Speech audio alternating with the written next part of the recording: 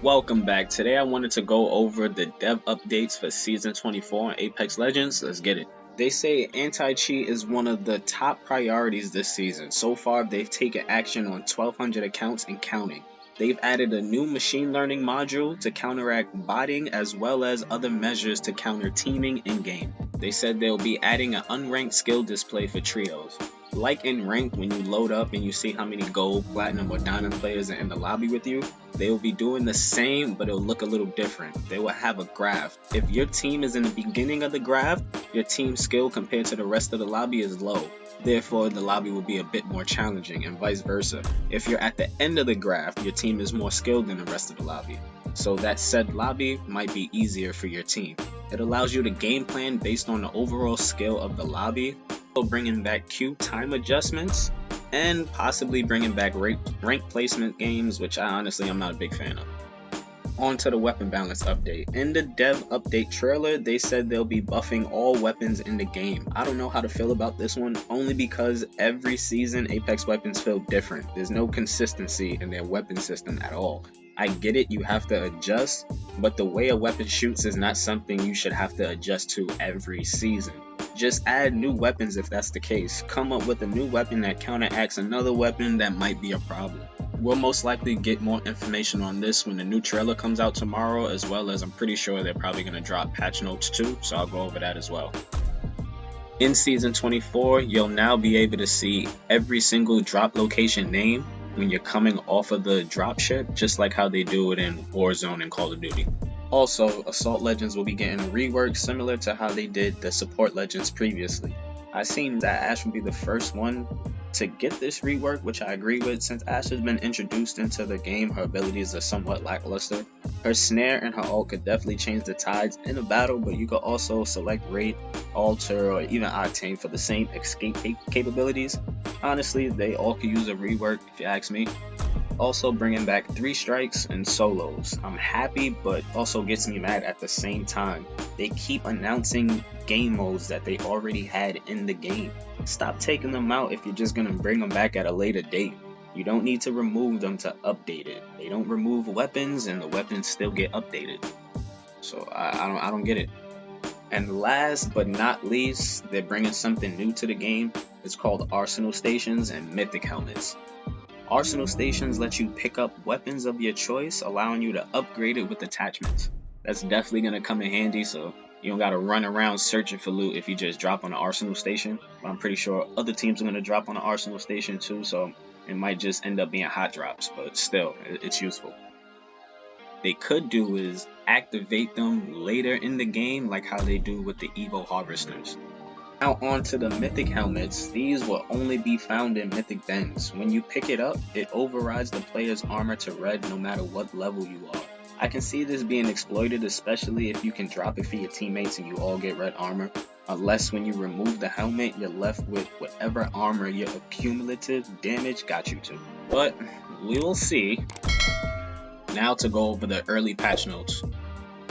For weapon arsenals, Arsenal Stations are located across the map in every POI, letting players choose which weapon and ammo types they want to run. Arsenals are visible from the dropship when dropping in and are marked on the map and HUD. Ammo types contained at arsenals are randomized each match, and also get upgrades at the station with attachments and an optic. Now for the weapon changes. All weapons have received a damage increase. Headshot multipliers are adjusted to be consistent. And they've added lasers to the car SMG. Onto helmets and armor. White, blue, and purple helmets are completely removed from the game. Headshot damage will now be a consistent value for every weapon, no longer variable based on the enemy's helmet tier. Armor is capped at level 3 from gaining Evo. I'm assuming that means the Evo Harvester. New Mythic Helmet overrides a player's armor to red but provides no headshot damage reduction. These helmets are ultra rare only in Mythic bins and late game care packages, as we spoke about a little bit earlier. Now for some healing changes. Cells and syringes stack up to 6 in inventory. Cells and syringes take less time to use. It's probably #1 update for me. Crawl speed when knocked is significantly increased. This is also good. Now for some legend changes, starting with the assault class legends. A new perk, stowed reload. Auto reloads any stowed weapon after 2 seconds. It's similar to the gold mag. They also said the gold mag will be doing the same. New perk, combat reserve. They get 2 specific slots in the inventory for grenades. He was gonna have a field day with that. Last new perk they'll be getting, battle surge. When assault legend cracks an enemy's shield, they gain battle surge, which grants a temporary speed boost, faster reloads, and highlights the cracked target for their team. That's gonna be OP too, I'm not gonna lie. Now we have Ashes buffs. Our ultimate can travel farther, you can move through it faster, and it has an improved endpoint detection, which was definitely needed because sometimes you'll try to throw her ult and you'll end up 2 feet in front of you instead of the 10 feet you was trying to go. Tether will now snare from its own location rather than the enemy's target's location. Her passive will be changing. She won't have a data knife anymore. Instead, she'll have something called omnidirectional dash ability, called Predator's Pursuit. Allows her to rapidly reposition in close combat or close the distance quickly on a tethered target. You can also upgrade this ability to 2 charges through her upgrade tree. Now on to ballistics buffs. His integrated sling and dual tack charge upgrades into his base kit now.